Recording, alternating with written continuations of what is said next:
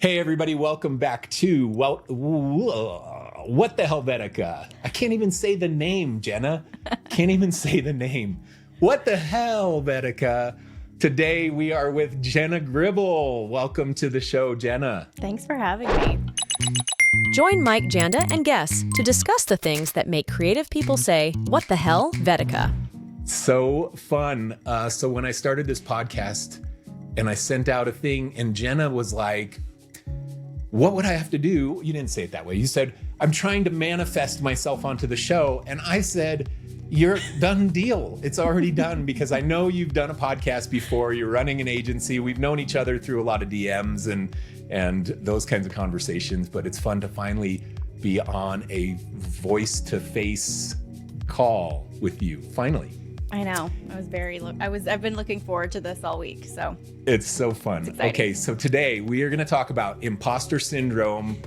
We're going to tell some stories. We're going to tell you how to get over it as best we can because we both still struggle with it, even though we're going to tell you how to get over it. I don't know if we follow our own advice. And let me introduce Jenna a little bit. She has an agency in Phoenix, Arizona, just south of Phoenix, called Blush Cactus. They're primarily a story brand driven agency. So a lot of the brand strategy, crafting the story, and then the design side too. I know you also offer that kind of stuff as well. And it's been a successful run of how long for you now? 10 years on my own. And then almost 5 years as a successful agency beyond myself. So okay, so you were 10 years freelancing and then 5 as an agency? Yeah, so the last half of it, well, 4, I would say since 2020 is when I started bringing on team members. So yeah. And do you have a partner or is it just you? It's just and me. Your own? Yeah. How's that me. going for you emotionally? Well, yeah, it's lonely at the top. Yeah, it is. It is. It's lonely at the top. I've found a lot of camaraderie and community in your group community online. Yeah. And so that's kind of where I have to seek out my professional elbow rubbing with other agency owners and people who are doing what I do, because otherwise I would lose my mind. It's easy to get trapped in your own brain, as we're going to talk about very soon. And we can really fall victim to like feeling alone in our thoughts. So, but other than that, it's very good. Very, very good. It's good. It's such a fun adventure. And when the numbers work so that it's actually paying off, it can be really, really rewarding. You said lonely at the top, and it reminded me of a little story of the first time I felt the reality of that. And I think I had like 5 employees and we were in our first little office. And this one time at lunch, they were all kind of getting up and leaving, and they went to go get pizza and they didn't invite me.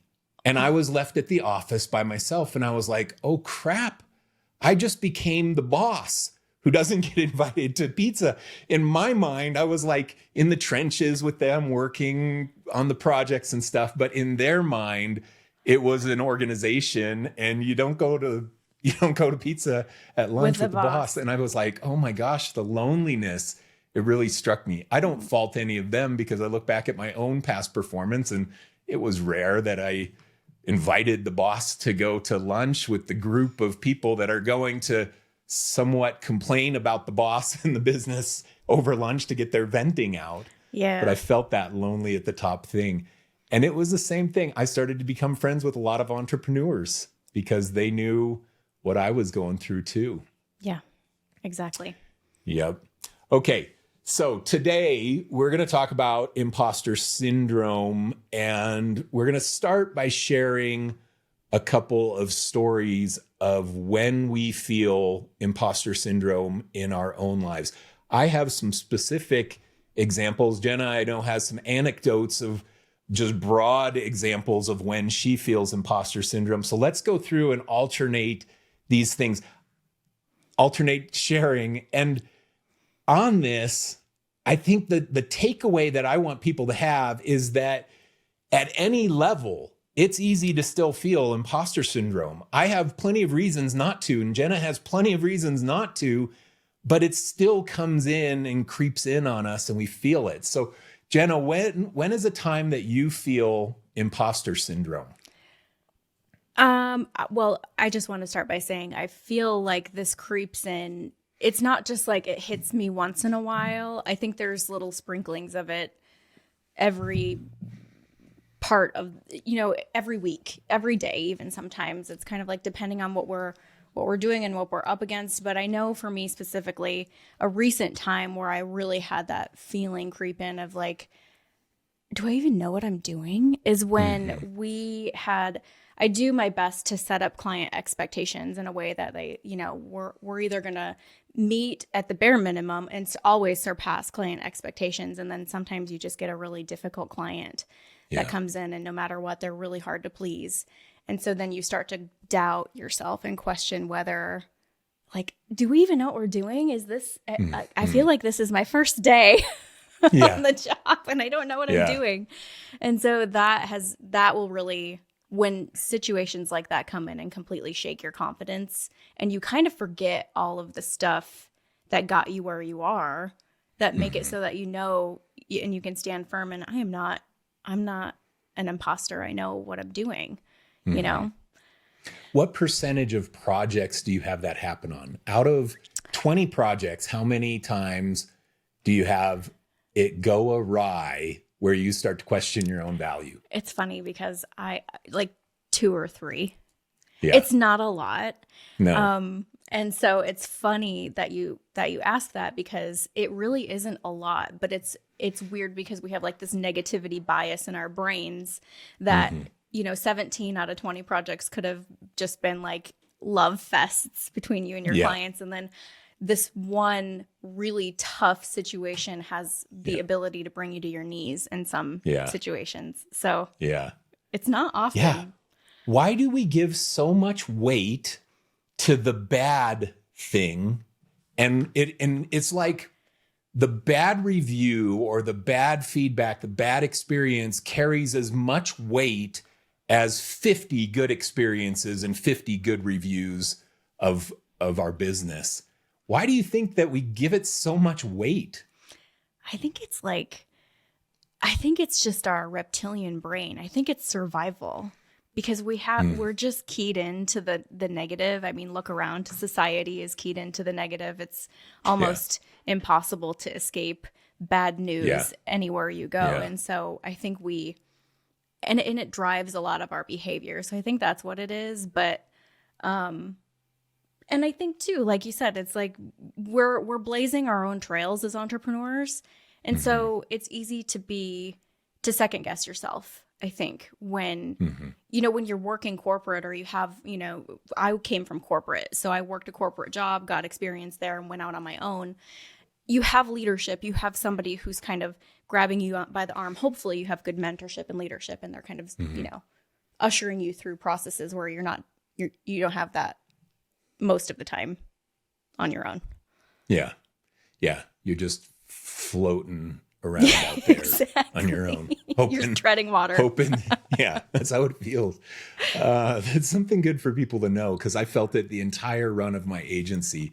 There were only a few moments when I felt like I was swimming and the rest of it, I was just like survival thrashing. That's how it felt. To the outside people, they were like, oh, Mike's killing it. He's doing so good. He knows what he's doing. Look at that. A great business. And then on the inside of me, emotionally, you're just like trying not to drown. I had an experience. So I'll start with this one. This isn't the one I was going to start with, but you mentioned something going bad. And we started talking about the weight of a bad review versus good reviews. I wrote my first book and it got published in 2013. So it's been 11 years. For the past 4 years, I haven't read any reviews of it. I used to read them all because I loved getting the positive feedback. And then all of a sudden I had somebody drop in with a 1-star review and they were like, this book is just full of crap. This is written for middle school kids and I can't stand the author, humble brag, blah, blah, blah. And I was like, oh my gosh, it was such a blow to me. And this came after dozens and dozens of 5-star reviews. This book changed my life, blah, blah, blah. And so that one review came in And it made me question whether I should have written the book in the first place. It was like it wiped out all of the good reviews that I had had up to then.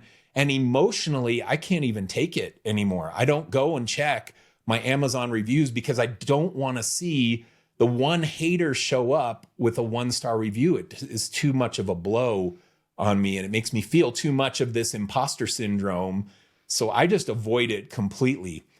Now, in this story, I got a little passive aggressive on this. You can't reply to comments in Amazon reviews. I hate that. So somebody can leave a review and say whatever they want, but you cannot reply and say, sorry, this book didn't hit the spot for you. It must not be for you, blah, blah, blah. You can't do that.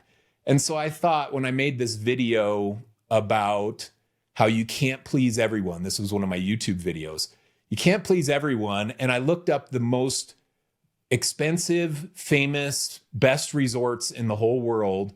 And then I looked on their TripAdvisor and found that even those, like the number 1 rated resort in all the world, still had some 1-star reviews. And I read those in the episode and stuff. And I was like, look, if the best resort in all the world doesn't have all 5-star reviews and they have some 1-star reviews, you can't expect to not have some 1-star reviews too, because sometimes it's just not for everyone. And then I got passive aggressive and I showed the review that ripped on my book, and it had a bunch of misspellings in it. And I made some comment like, hey man, if you're going to rip on my book and give it 1 star on my published book, you might as well spell right, like spell correctly. And so I made that comment on it.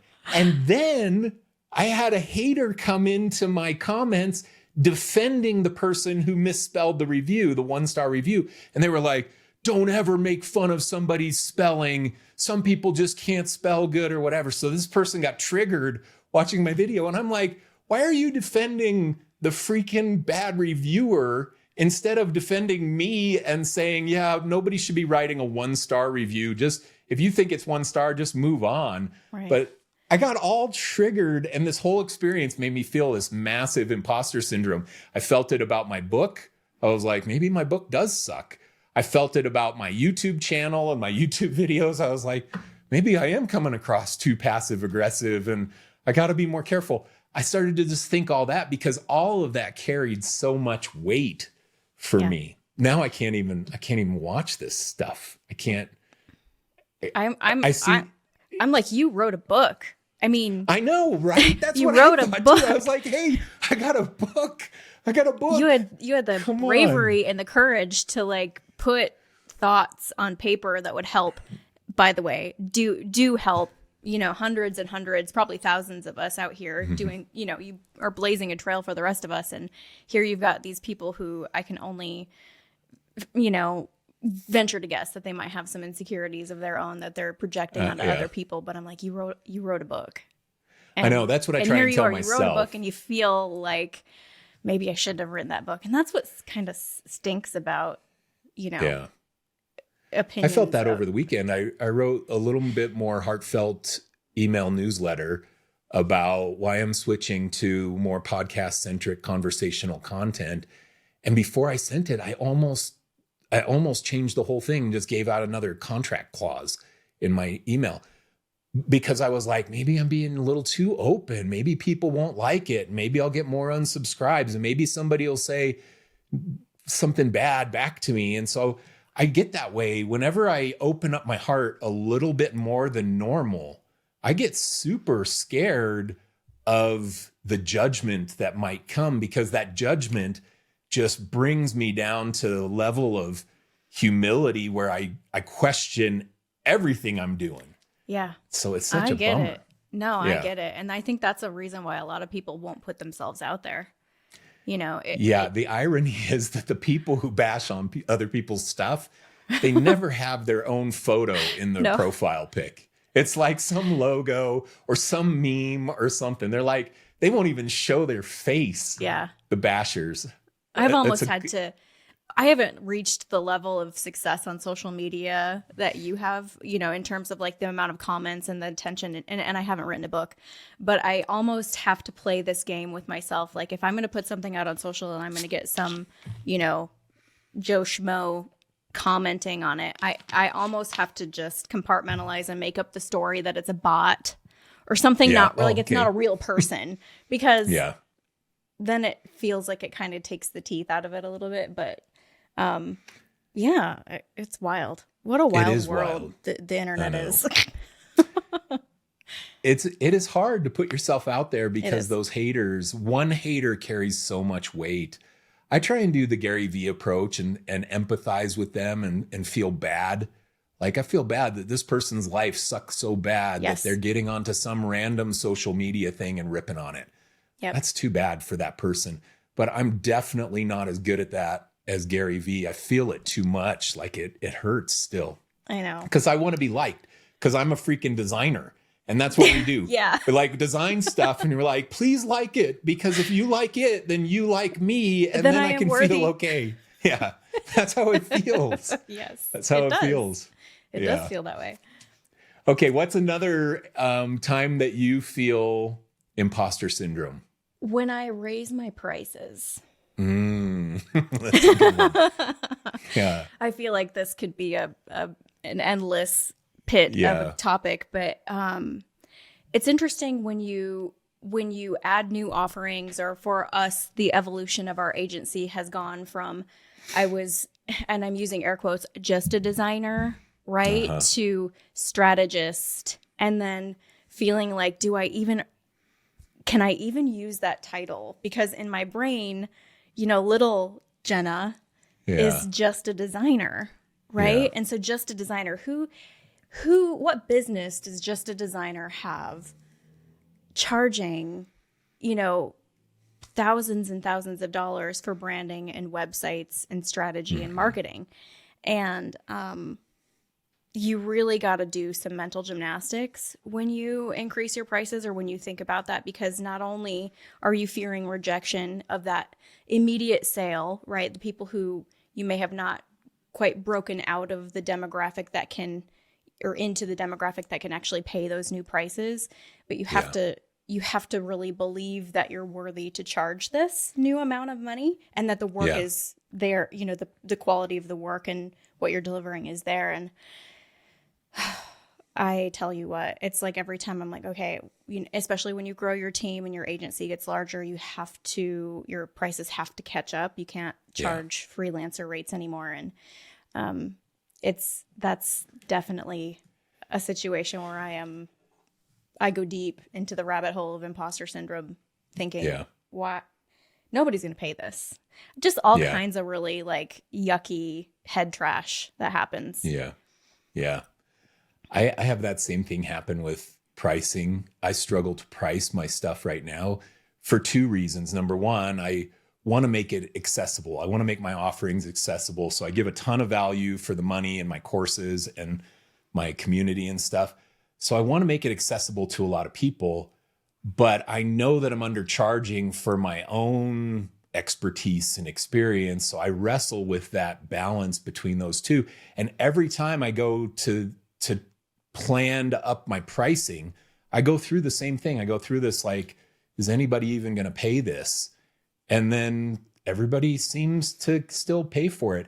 One thing I've found that's valuable is having somebody to bounce that off of. I have a little mastermind that I do with somebody that isn't in my business, and it's a weekly call. And whenever I'm going to up my prices or make a change, like a big change, it's like I ask her for permission. I say, here's what I'm thinking. And she's like, yeah, you should up that because so-and-so's charging this and the other person's charging that, and you should. And that's been something that's helped me from an imposter syndrome standpoint, to have somebody externally be the validation that, yes, you can charge more. Yeah. How has that gone for you when you increase your pricing? You feel imposter syndrome. Have you ever had it be detrimental to your business?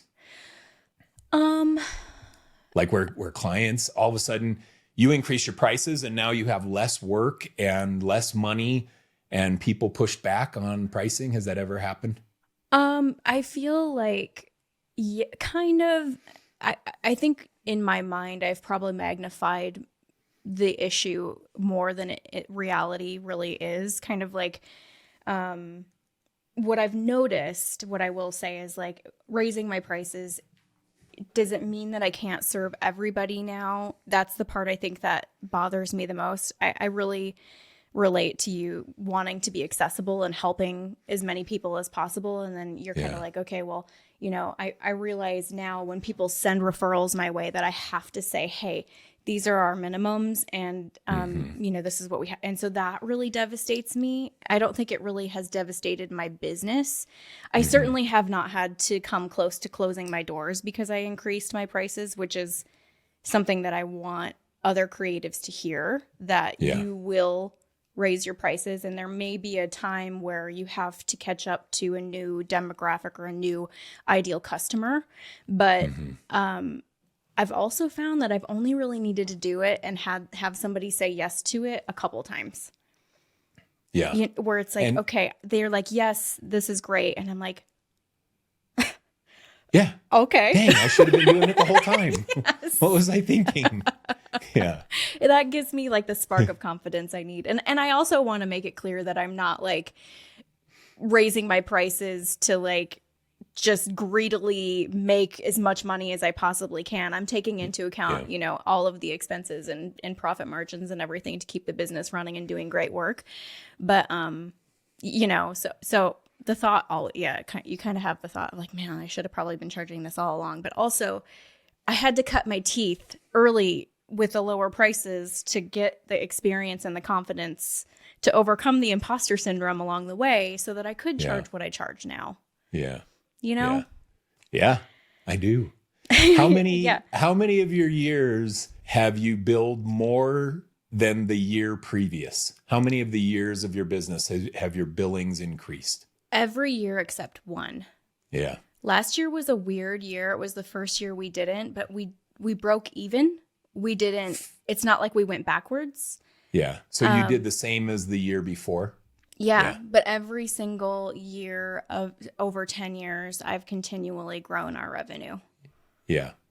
And that's, most businesses, most agencies that have been open as long as you, that's the story. Or you wouldn't be in business. If you were still charging what you were 10 years ago, you wouldn't have an agency. You'd still be a scrambling freelancer just trying to get as much as you can for a yes. So you do have to keep pushing that price up. So I'm not surprised to hear that about your business. Yeah. Okay. My next one this one's a clear time that I felt imposter syndrome. So you've been doing 10 years. So 2014 or so. Yep. So this makes me feel old, but the recession that hit in 2008, that was in year 6 of my agency. And we were rocking. It was my first 7-figure year. We did 1.4 million or something between January and October. We had already hit like 1.4, and things were going great. And I had 12 employees, I think. And I had my second studio that I had purchased. It wasn't that glamorous of a studio, but it was mine. I owned it. And so I was paying myself the rent, and everything I thought was just going so good. And then October hit and the phone stopped ringing. We flew down to LA to go meet with clients, and we had some of our long-term clients not even show up for our meeting. We got back from that meeting and had some people cancel projects and stuff that were already greenlit. It was this just big, scary time. And then the stock market's taken a dive. And all of a sudden, I felt like I had just lost all of my net worth that I had gained in the 6 years of grinding out my agency before that. I kept my team employed the whole run. But in February, so 5 months and change later, I ended up having to lay off half of my team because I had spent hundreds of thousands of dollars keeping them employed, thinking, oh, this will just turn around. It's always going to turn around. It's always a slow time, always turned around in the past. I felt I after that layoff day, I drove home, I cried in my car on the way home, and I just felt like the biggest failure, imposter of all time. And it was like it wiped away all of the success of 6 years before that, got wiped away in the 5 months of everything taking a nosedive. What I didn't know at the time was that that was happening to thousands and thousands of other businesses just like mine. I went so internal and thought, woe is me. This is happening to me. I'm the failure, when in reality, it was happening to so many other people. And I think that that's where we get sometimes an imposter syndrome, where we just internalize it and think I'm the failure and everybody else is still killing it. When in reality, nobody else is killing it. You could see Jenna's business. If you look at her website, it's awesome. The work is awesome. The team is awesome. You got so many friendly, great people in your business. And people could, with an external lens, could look at it and say, my gosh, she's freaking slaying it. Do you feel like you're slaying it every day? Like every day you're like, I got this. I've got it so down. I suffer from that same thing where I look, looking through the glass in, peeking through somebody else's windows. Yeah. It feels like nothing but rainbows and unicorns are shining down upon everybody else. And I have a rain cloud that follows me. And it will, sometimes we'll have sunny days and then that rain cloud is just waiting to come in and screw something up for me. But I would say that is definitely the truth. It is so easy to look at everybody else and see what they only put out there. I'm not broadcasting every single challenge that comes my way. I don't think that would be, first of all, very inspirational, but also I think there's a time and a place for that too. Like, I love what you're doing with this podcast and kind of peeking behind the curtain and letting us kind of talk about these things that are challenging. But everyone has a highlight reel. Yeah. And I love that you said, you really thought that it was just you that was, and I think we're kind of chained by our own mind. We're only experiencing life through our own eyes. So it's very easy to get wrapped up in our own emotions and I don't want to say like self-pity, but because those feelings are valid. I feel like you went through something that was tragic. I don't know if I would have been able to peel myself off the floor. I barely did. It was miserable. It hurt so bad. I can still feel it now. It hurts so bad. How long did it take you to turn a corner? It was about 1.5 years. So the year before, 2008, we had like $500,000 in profit, even though the last couple months were just abysmal. Still had $500,000 in profit. It was my biggest profit year. In 2009, I was super proud because we were still profitable, but I made $17,000 in profit. That was my entire take home. Like, I was still paying my team and stuff, keeping people employed to keep the business alive. But my profit, my personal income that year for my business was 17 grand. It was the least I'd made since I was a freaking lifeguard in high school. That was the least amount of money I'd made. Then 2010, things started to get a little better. By 2011, our numbers were back to hitting records. 2012, 13, we were hitting big revenue again. So it wasn't even like a trough, a short-lived, because I know what you mean too. When I have to remind myself when times are great, I'm like, that it's a roller coaster. You're always going to have what comes up must come down and vice versa, because that is the law of the universe. Yeah. But I try to get excited about the lower times or not get too bogged down by it because I know what's coming, which is the up, right? Yeah. And you had to wait 2 years?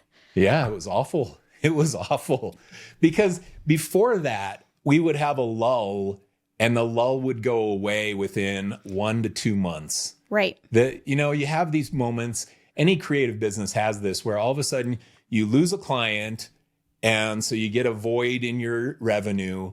And then it seems like nobody's responding to your emails and the phone isn't ringing and you have no new projects and you're all starting to get in panic mode. And then all of a sudden, 4 weeks or 6 weeks later, you get 3 new projects, you're hiring somebody, and you're like, oh, it's going to be okay again. That's You're how speaking you feel. to my soul. Yeah.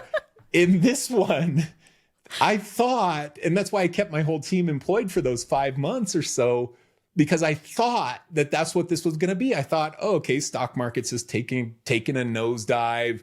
This will recover. And it took a while to recover. The interesting thing too, I messaged my financial advisor at the time. This was in March after I had laid off my team. I had lost half my net worth. And I messaged my financial advisor and said, hey, I can't take it anymore. I want to sell everything and just go back into cash, sell all my investments. And they said, okay, well, that's not my recommendation, but okay. And so they sent over the paperwork for me to sell my entire portfolio. This was in March. And it was like 10 or 20 pages of stuff I had to fill out. And it was so big that I was like, gosh, dang. So I didn't jump right on it. And March of 2009, if you look at the stock market bounce, that was the bottom. It was the very bottom, March of 2009. And then things started to go up little by little over the next few years. So tell me you didn't do that. I did not. Oh, thank God. Thank goodness. Because what I kept in the markets did recover over the next 2 years and then compound way beyond that. But I was so close because I had just been hit so emotionally hard. And it's interesting because some of this stuff I still feel today. You know, you can feel when you're talking about increasing your prices, do you feel emotional about it right now, just talking about it? Yeah. Oh, yeah. That's the way that this is for me too. I talk about it and it's like, it's so raw. It's fresh.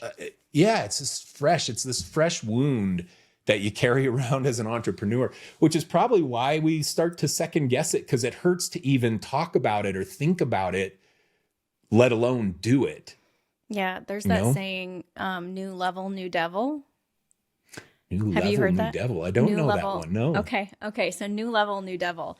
I feel like as entrepreneurs, we also, and I think it just as humans, we are always ready to, roar to the next thing. We're ready to climb the next hill, and we rarely stop to celebrate our successes, and we're ready for the next thing. And when I get here, then I will fill in the blank, be happy. It'll be better. Yeah. And then what I've found is when I get there, there's going to be another monster waiting for me, another dragon I need to slay in order for me to finally conquer that level. It's like a video game, like real life Mario. Yeah. You have to defeat Bowser at every level.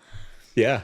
And that's my nerdy side, my video game Mario. I'm gonna put a spin because my metaphor of the exact same thing. This is the positive version that maybe will help. You're saying that at every dragon that you have to slay, there's a new dragon. I say that at every mountain that I climb and put my flag in the peak, I see the next mountain behind it that I want to climb and conquer. Mm-hmm. And for me, that's my perspective on it. I like the new level, new devil because it rhymes and it's fancy. But it's the negative perspective that now I got to go and kill this other boss in the level. I like the conquer the mountain thing. And I always know that there's an unlimited amount of mountains to climb, that every time I accomplish the whatever, it's going to be another one right behind it, and I never get satisfied. I never let myself enjoy the freaking top of the mountain. That's one of my problems. Yeah. I don't sit down on the top of the mountain or next to the dead dragon and say, I did it. I killed the dragon. I'm always like, let's go get the next level. One. Yeah, we're on to the next level, the new challenge. Why do I not do that? Yeah, I don't know. I think it's a deliberate thing you need to be aware of and practice. I don't think I think it goes against our nature. But yeah, like I always see it as a challenge more than a negative thing. It's more like the next challenge. There's always, with personal growth, with any kind of growth, there's some sort of challenge that's going to come your way. And that's like, not to be cliche or anything, but diamonds aren't made from just floating around the air, you know, Yeah. with ease, and, you know, that's lots of pressure. And it's that, the moments that build your character that are the challenges. And then I agree. I love the metaphor of getting to the top and then seeing the next summit. And sometimes I think maybe what we should do to reframe that is say, we need to rest for a moment and enjoy the summit we're on, because the next summit we're about to ascend is going to be more challenging than the last one, just because that's the way life is. Maybe not every time, but there are challenges. And there's always time to rest on top of the summit. I think that's such good advice. And that's what I've sucked at so much in my career. I think on one side, it's why I've had a lot of successes in my wake. But on the other side, it's why I've been like freaking on depression medication and struggling through all the challenges of the burnout and all of the trauma that I went through to have those successes. And now I'm trying to process and deal with it. So resting at the peak, a lot of great advice. It's not that hard. And it's not like you have to rest for 6 months. No. Half of us will get up there, will conquer the thing, and give yourself 5 days just to say, gosh, I did it. I'm going to start the next thing in a few days. I'm going to enjoy it now that I got it here.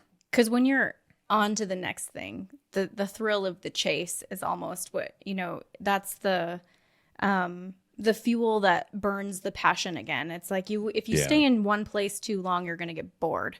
Most of us, maybe not everybody. I shouldn't paint everyone with such a broad brush stroke, but I think as entrepreneurs, I know as somebody who gets shiny object syndrome and gets itchy if I stay in one place too long. Yeah. That's definitely, at least maybe that's our little takeaway for a reframe on that part. Yeah. Well, that's how I feel too. So it's good. Those are good thoughts. Okay. What's another time that you feel imposter syndrome? I think it's just the general sense that I don't know everything. I don't know, which is absolutely ridiculous, by the way, when you say it out loud and you actually hear you say what you're thinking. It's like in therapy when you're processing through something and you're listening to yourself and like, that is the most ridiculous thing I believe about myself in this moment. And it's like, I'll be on calls with clients and they'll ask, or especially sales calls, when they're like, hey, can you do X, Y, Z, or what about this, or what about this? And I'm like, deer in the headlights. Cause I'm like, I feel like I should be able to say yes. I should be able to say that I know everything there is to know about all of this.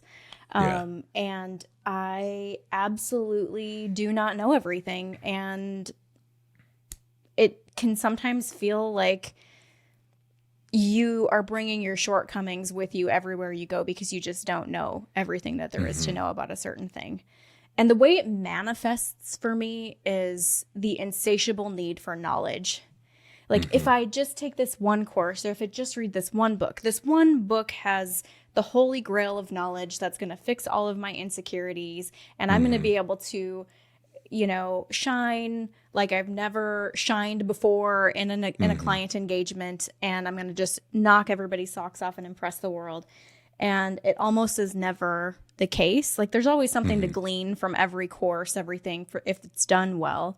But I'm definitely a collector of online courses. I've got a whole bookshelf. None of these are fiction.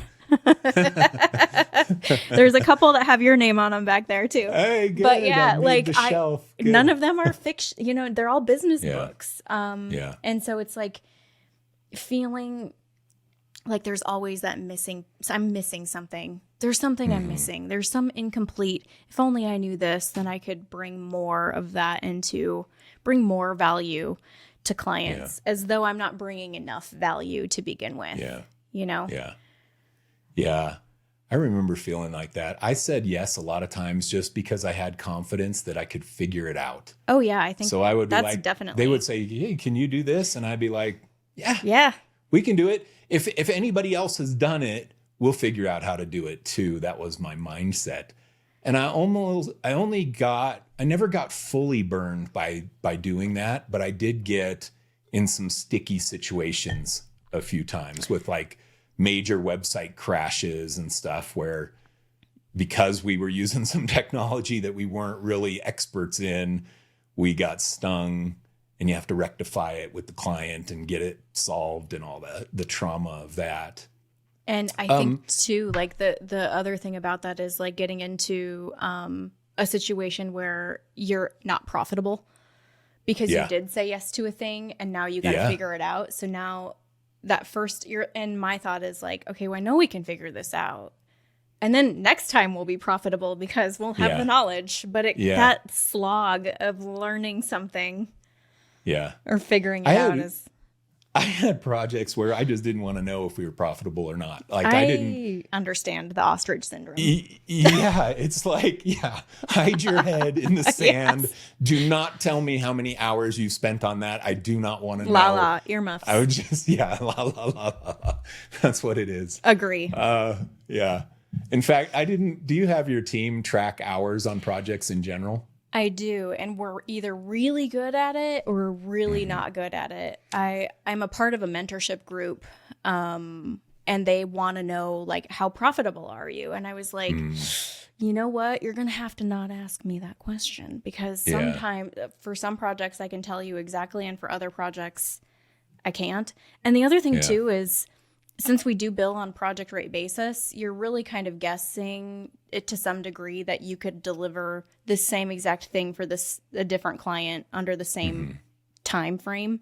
And so not everything evens out that way. Some are very profitable and some are, like you said, I think we lost our butts on this one. Yeah. Yeah.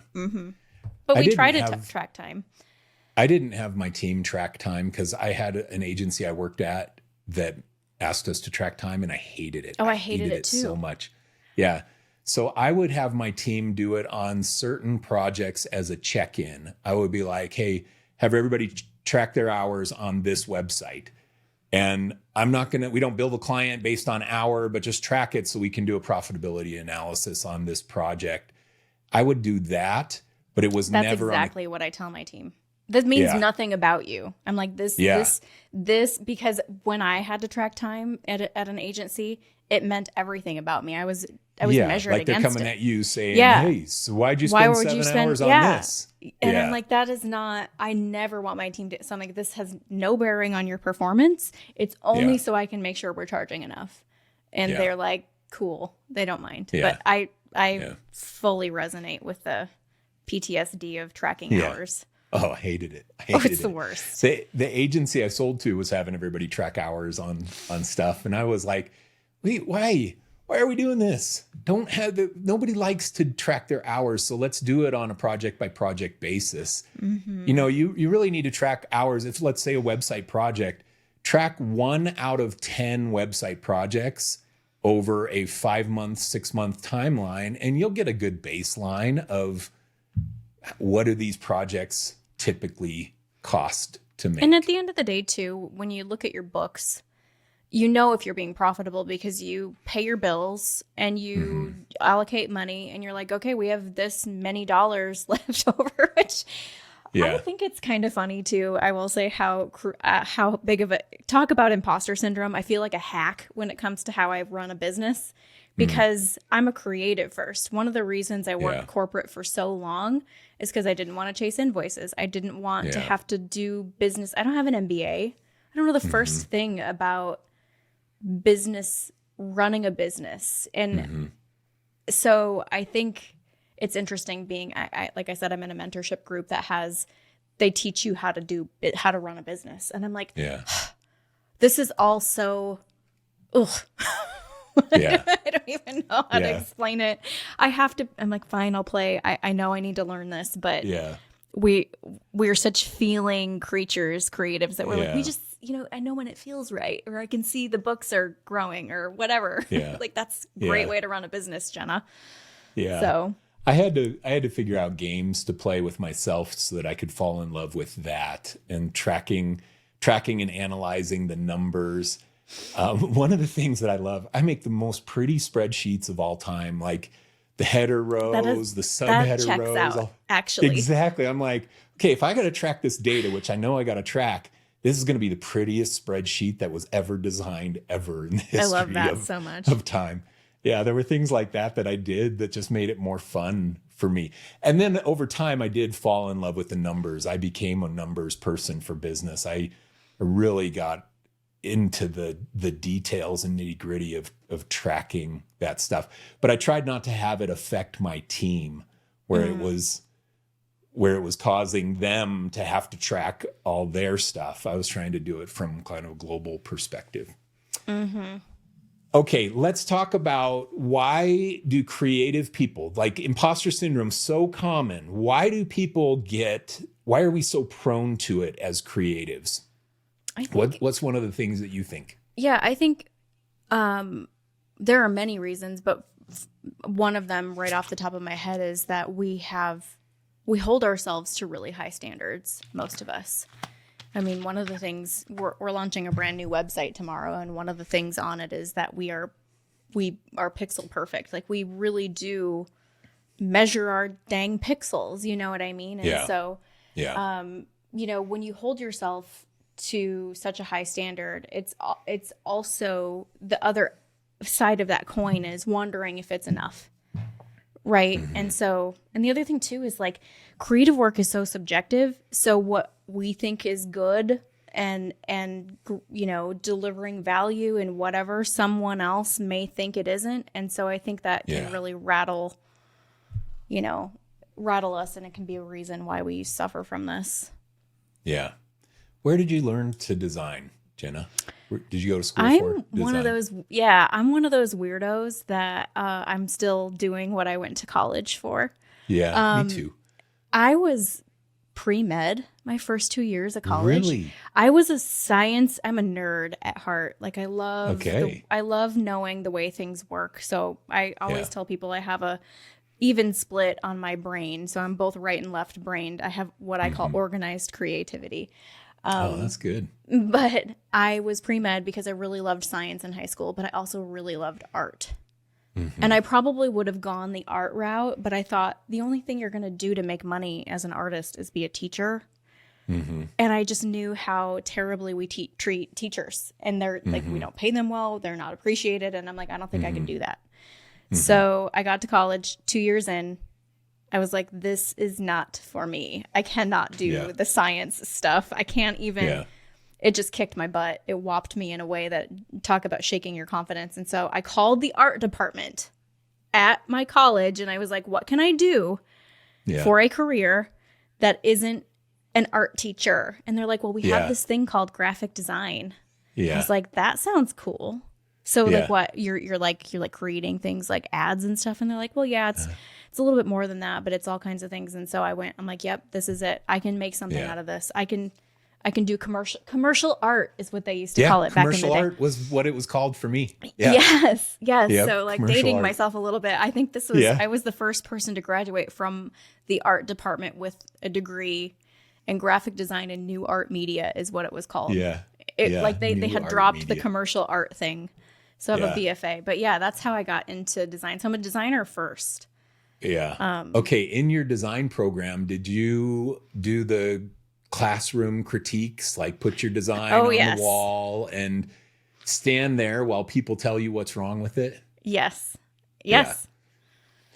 I think that is how we are training all of the designers in the world to have imposter syndrome, because the only feedback that you get in those situations, the way that people make themselves look better from the class, is to tell you what they see that is wrong with what you put up there, or what could make your design better. So we're training all of these creative design people to have imposter syndrome, because no matter what you put up there, however good it is, the class's job is to find something that would make it better and tell you what that is. And so we're perpetuating imposter syndrome, and we all get super insecure through our training that this stuff's never good enough from the get-go. I never thought of it that way. I never thought of it that way. I always thought, I agree. I think that's almost like if I were sitting in therapy and I had to like uncover all the, like pull back the layers of all the onion, that might be like one of the core things. And I always chalked it up to like, well, they're just preparing me for the real world because, like I said, this is such a subjective thing that this person is going to think. And by the way, like the person who was the head of this, there was like a science school of art or like the science, be a Bachelor of Science degree in graphic design, and there was a Bachelor of Arts, fine art. Yeah. And the fine art people can be real weird. And like, it's almost like they don't want you to sell out to commercial. Like they just want you to have, this just needs to have meaning. I'm like, no, this needs to make money. Yeah. So I just figured they were trying to help us grow some thicker skin. Because that is an important thing.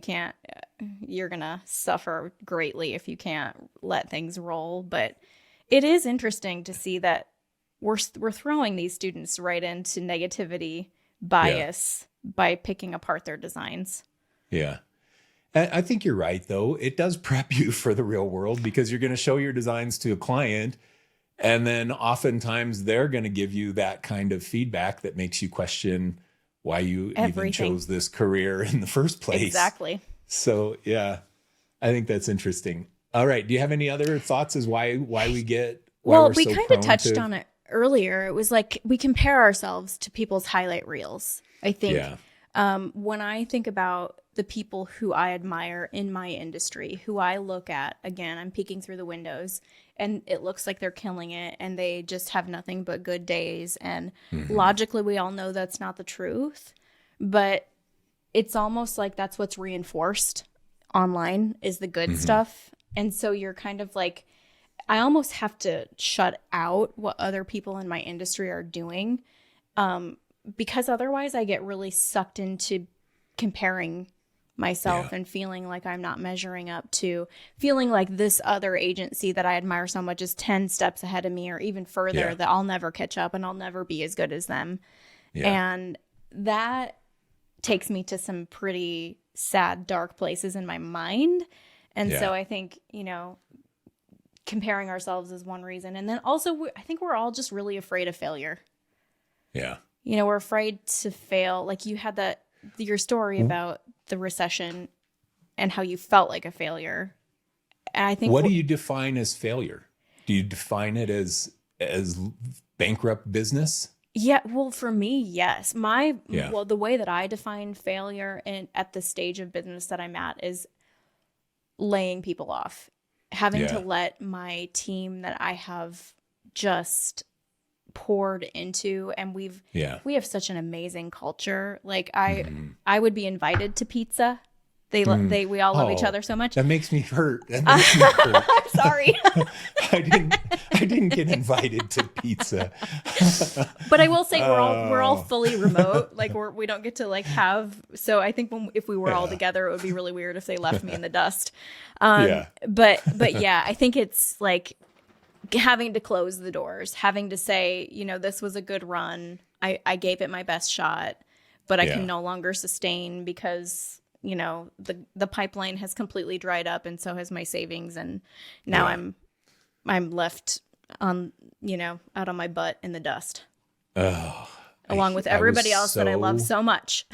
I was so afraid of that. And that was the big failure. You mentioned laying off. I think I was more afraid of laying off than I was of losing all my money because laying somebody off that I had made a commitment to. I hired you and my hiring was my promise that I'm going to be able to pay you. And when I can't, I hated that feeling. I was so afraid of that. I think even more than not being able to pay myself. In fact, when the crap was hitting the fan at any of these lully moments in my agency, I was the first person that I didn't pay. It was like, agree. I'll still pay your paychecks. I'm not going to take money. I'll live off of some savings for however long it takes until I can't. And then I have to lay people off to keep the business alive. But I only, again, had to do that one time. But I think that's, I would do the same. And my husband actually is like, I feel like you would financially ruin us to keep people employed. And I'm like, you don't even know. Yeah. I wouldn't go that far, but I would, people are more important to me than money. Yeah. And the fact that I have people that I have grown to care so much about in my team, and they're so good at what they do. Like I just hit the lottery with my team, truly. I'm blessed every day. So good. And so I'm good. like, I really want to take the best care of them that I can, and they trust me to do that. Yeah. And so to me, that's a worse failure than not having any dollars in the bank. Yeah. All right. Another thing that you mentioned there that I wanted to comment on is the comparison thing. I'm going to give you the Mike Janda secret to comparison positivity. I just made up that title just now. I like it. Here's the secret. Here's the secret. We tend to compare our weaknesses to other people's strengths. So you're looking at other agencies that are 10 steps ahead of you. And you're sitting there thinking, gosh, my agency sucks. It's not good. They're so much better. They're doing so much better. Their team is bigger. Their brand is cooler. Their clients are better. You're comparing your insecurity to their strengths.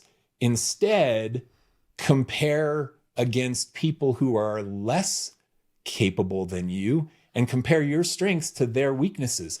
This is the big secret. Then you can be like, Psh, I remember when I was a freelancer. That's great. They don't know what they're doing. Great insight. Look at me. Look at me. I'm killing it here. I got 7 employees. We just did $1 million in revenue. And look at that freelancer over there. And I say it in jest, but I think that the point that I try and make with that is you're just comparing the wrong way. And the truth is you shouldn't compare at all. You should just be comparing yourself this year to yourself last year. And I already asked you, how many years have you been better than the year before? And it was all of them except for one.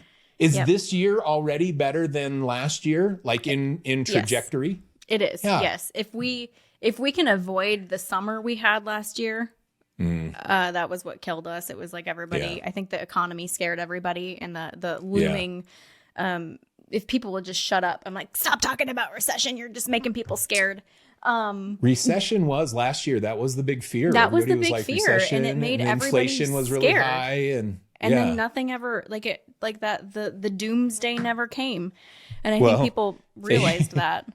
Yeah, the doomsday was manufactured not to come, so it's still looming. This is Precisely. This is the dark, scary thing. Thank you. It's like the villain in our story, forever and ever, amen. Exactly. It's like we just kicked it down the road for the next batch of leaders. I do feel like there has been a little bit of a damper on that booming like voice of like, oh, hold on to every penny you have. And I think what happens when that happens too is businesses contract, and they realize, was it really worth us contracting, like us not taking a few risks, not huge risks, but to create a new brand or get some name brand recognition with marketing efforts and things like that. And so I think they realize that no, we're gonna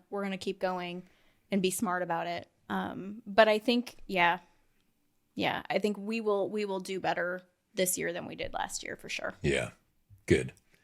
So that's the way that it usually goes, and I think that that's the best comparison. Compare yourself 5 years ago, or last year, or 3 years ago, or 10 years ago. Yeah, and compare yourself to that person versus compare yourself to the other person who's 10 rungs up the ladder from you.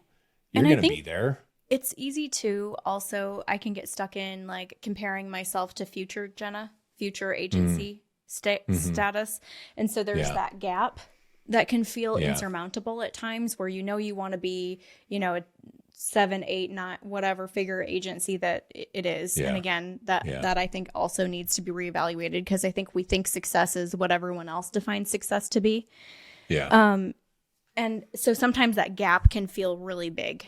And so then I think that can also make you feel small in comparison to be able to, and the gap is the next summit, right? The thing that we need to do. So I think it's definitely, that's such a good it's a good way to put it. And I think the way that I have tried to overcome the gap going forward is to just piece it out. You know, you gotta you can't run before you walk, and you really have to just put one foot in front of the other. Yeah. Make a strategy, stay the course, reevaluate, and rinse and repeat.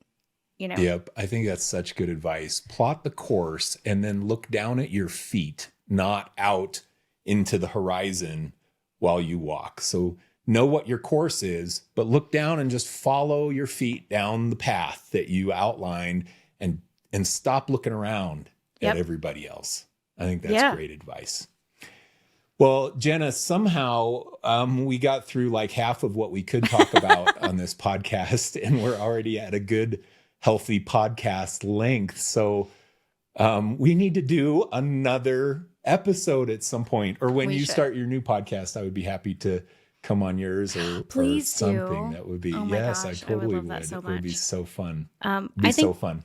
I think the only thing I would take away is like something you said earlier in terms of like how to overcome, we won't go deep into that, but how to overcome imposter complex. And I think it's just embracing that vulnerability side. I don't think that I think that business owners like you who care deeply about people, and, you know, we have a good vision for what we're doing, and there's always more to learn. Even the most seasoned experts out there have more to learn. People who are masters at their craft have more to learn.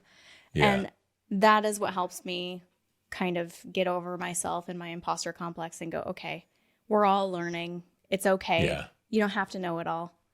Yeah. Just stand in your, we call it in the story brand world, stand in your guideness, you know, be a guide. And guides don't have to know everything. Yeah. I think that's really good. I look back at your bookshelf back there, and while you were talking about this, I thought of the way that you start to consume content as you have already climbed a few mountains is you start looking for the little flecks of gold that exist out there. And hopefully people got maybe a little fleck of gold in our conversation today. And when you're reading your next book this afternoon or this evening, you're going to find a little fleck of gold, and you compile all these flecks of gold into something that is tangible and good for you to help you progress. That's how it happens. It becomes rare, like where you are, where you can just open one book and all of a sudden it's the whole roadmap that you've been missing this entire time. You've already devoured a handful of roadmaps, and you've already implemented them, and you have a team, and you have a successful agency. Now you're just looking for the flecks of gold that exist all over the place, and you start applying those things.